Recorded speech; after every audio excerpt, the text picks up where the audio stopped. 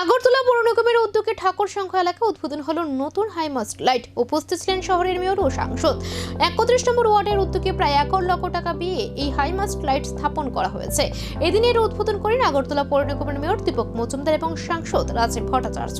স্থানীয়দের মতে এই হাইমাস্ট লাইট চালু হওয়ায় এলাকায় রাতের নিরাপত্তা ও আলোর ব্যবস্থা আরও উন্নত হবে।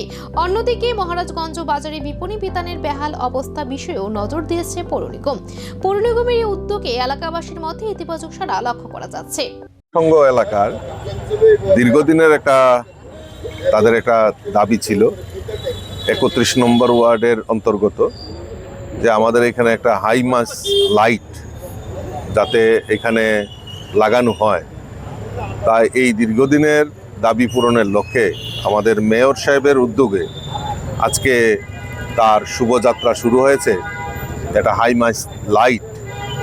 তো আমি ধন্যবাদ জানাই আমাদের মেয়র সাহেব এবং আমাদের কাউন্সিলর এবং ক্লাব কর্তৃপক্ষকে। তারা একটা বিশেষ উদ্যোগ নিয়ে আজকের এই যে মহতী जों जतन साइमाना जिनिति प्रासानि रुल हाइजेक करिनि बागै टैक्सेशन अंथों दिनै जेकुनु एडमिनिस्ट्रेटिव फांक्शन खायनि अंथों अनेक प्रॉब्लम जिनिति